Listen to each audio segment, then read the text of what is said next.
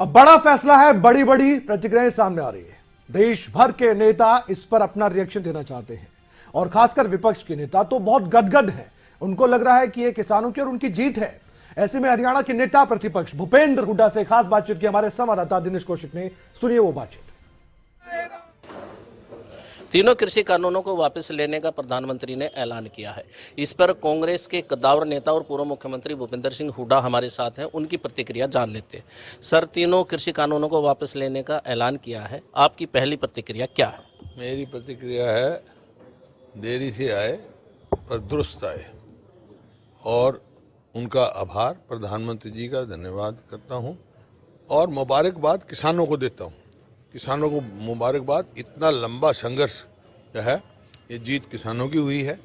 बाकी और भी मुद्दे हैं तो वो आपस में बैठ के बात करना चाहिए। अब हमारे के ऊपर कदम बढ़ाने चाहिए कि किसके इसको किसानी को, कृषि को लाभदायक बनाया जाए किसान के लिए।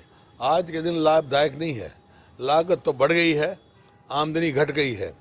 चाहे आप देख लो, चाहे डीजल का भाव लगा लो, खाद का लगा लो, हर चीज़ का भाव बढ़ रहा है। एमएसपी इस हिसाब से नहीं बढ़ी। और हरियाणा सरकार से मेरा आग्रह है पुरजोर, जो मैं पहले भी कहा था, जो लोग, जो किसान, चाहे वो टीकरी बॉर्डर हो, संगू बॉर्डर हो या और कोई बॉर्डर हो, जिनकी जान गई, मृत्यु हुई, उनको Haryana CLP Congress legislature party की तरफ से तो मदद पहुंचाई गई जितनी भी पॉसिबल था, इनका सामर्थ्य था हमारा। लेकिन मैंने उस टाइम भी कहा था कि आज 1 साल हो गया उनको यहाँ कितनी तकलीफ थे, तो उन परिवारों को शहीद डिक्लेयर करके उनको जो जिनकी मृत्यु हुई है, उन परिवारों में से एक नौकरी दें और उनको कंपनसेशन दें। अच्छा, कांग्रेस इन कृषि कानूनों में किसानों के साथ थी, लगातार इनका विरोध कर रही थी। और दूसरा, पंजाब और यूपी समेत कई राज्यों में चुनाव है। क्या इसलिए भी भाजपा बैकफुट पे है या कांग्रेस का भी दबाव था? आप क्या मानते हैं? देखिए, कांग्रेस पार्टी ये जो मूवमेंट चली, किसान का इतना चला, उसका नेतृत्व स्वयं किसान कर रहे थे। कांग्रेस पार्टी और पार्टियों का उनकी मांगों की तरफ समर्थन था और शुरू से था कि भाई ये जो है किसान के हित की नहीं है। और जहाँ तक पंजाब का, यूपी का चुनाव है, देखिए प्रजातंत्र में चुनाव एक मुद्दा होता ही है, कुछ कारण होती है। अच्छा सर, प्रधानमंत्री ने आज जो किसानों की मौत हुई है उनका जिक्र नहीं किया। आप लगातार उनको शहीद का दर्जा देने की मांग करते हैं।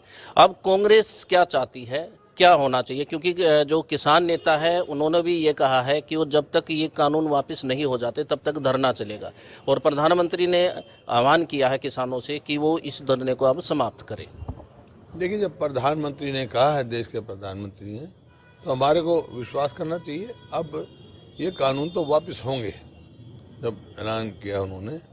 और जहाँ तक किसानों की जिनकी मृत्यु हुई है, बहुत सारे किसान, मैं हरियाणा के बारे में बयान दे चुका हूँ, उनको परिवार को एक नौकरी देनी चाहिए उन परिवार में से, और कंपनसेशन देना चाहिए जो हम आम तौर पे शहीद के देते हैं यहाँ पर।